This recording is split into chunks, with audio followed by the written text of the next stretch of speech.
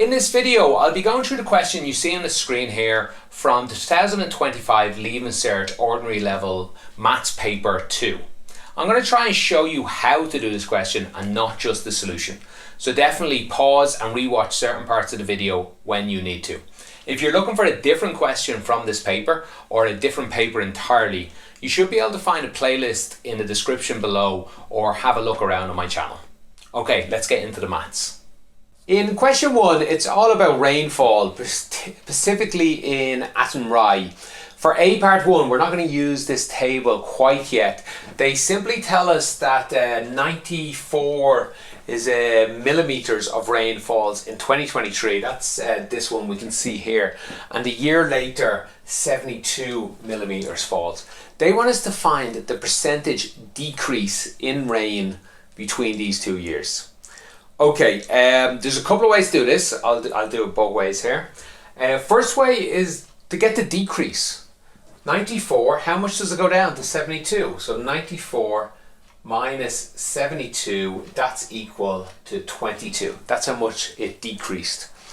What percentage did it decrease? So we started at 94, we went down 22. So we want to find the percentage of 22% as a percentage of 94. So 22 divided by 94, and that comes out as 0.234. Remember, that's a percentage, so we need to change that to percentage. Multiply by 100, we get 23.4. I promised another way to do it. It's slightly faster, but also a bit weirder. We could take the current rainfall and the future rainfall, and we go 72 divided by 94, and that will equal, if I check my notes, 0.7659. Doesn't seem like this is the right answer up here, by the way, 23.4. So how is this useful? Well, if we look, this is actually, this plus this is 1. And what this is telling us, if I change it to percentage, is that the rainfall the second year was 76.59%. So how much did it fall from 100? It fell 23. So this is 23.4 away from 100.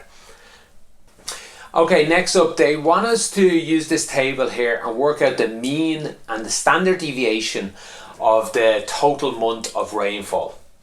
This is either a really easy question or a really hard question, depending on how good you are at using a calculator. This can be done, it takes about 30-40 seconds to put all these numbers into a calculator.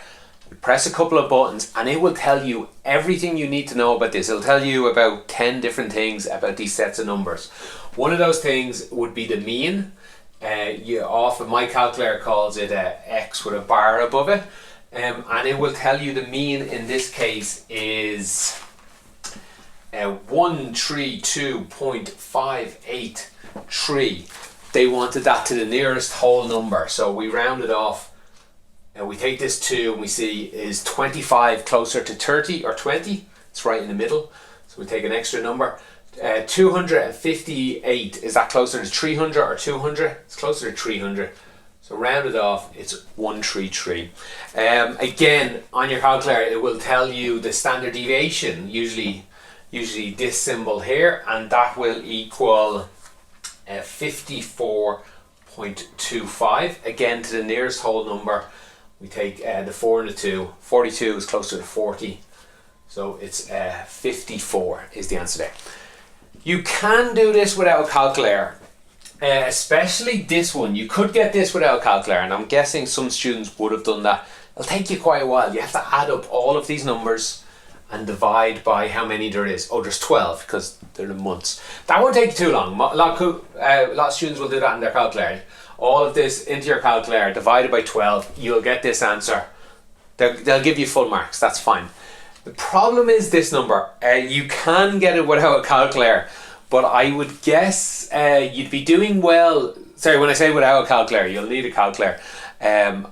Without using this stats function on a calculator, you can do it, but you'll probably take maybe 10 plus minutes to do. Just to show you, did I write it out roughly here? I did, okay. To show you roughly how to do this without a calculator. This would equal, you'd have to get this number first, by the way. So you have to do this first to get the standard deviation. This would equal, let me just check I'm right, okay, 114, this number here. Take away this number you found, you'd have to square that and then divide that by 12. Then you'd also have to do that for the next number. 42 minus 133. Square that, divide that by 12. You'd have to do that for all of these numbers, and yeah, I'm missing on my notes here, but then you'd have to get the square root of all of it.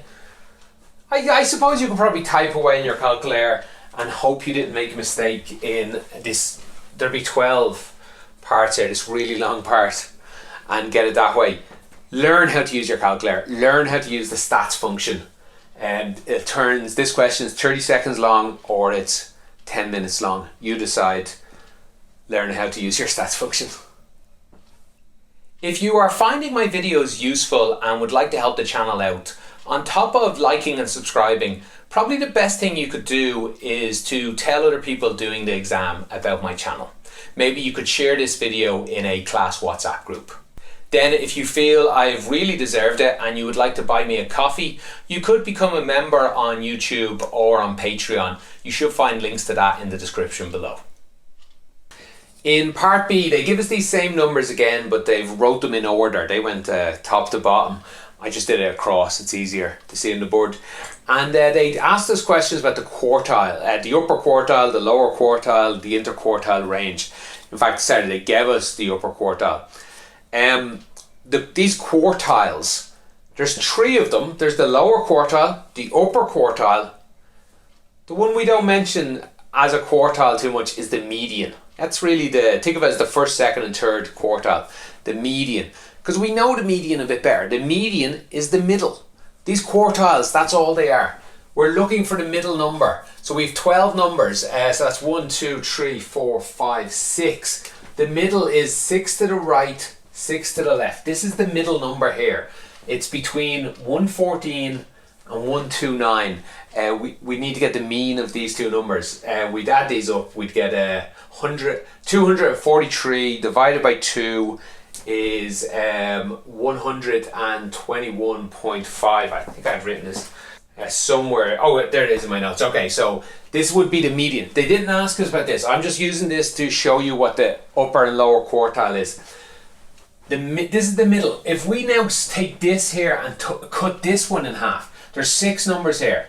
1, 2, 3, 4, 5, 6. If we take 3 of them, cut that in half, that's the lower quartile. Same over here, 1, 2, 3, cut that in half. That's the upper quartile. All of them happen to land in between 2 numbers. Sometimes they hit the number perfectly.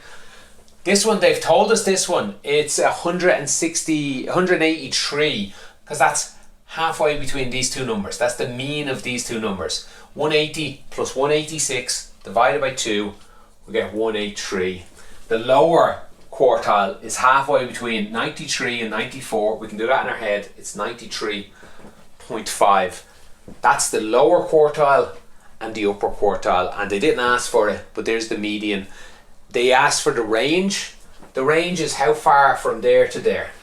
Well, actually, there's 2 sort of ways to write it. Well, I'll just tell you how far it is. How far from this number to this number. This minus, let me write that down. 183 minus 93.5. That's equal to 89.5. That's the answer there. That's the interquartile range. You could have also wrote as your answer 93.583 with a bracket around it. Sometimes we write the interquartile range like this, from this number to this number. It's quite easy, obviously, to take them away to get that. Okay, that's it for question 1. If you have any follow-on questions or if you see any mistakes I made, let me know in the comments. Do me a favour, tell me where in the question you're talking about. Helps me answer you. Thanks for watching and have a great day.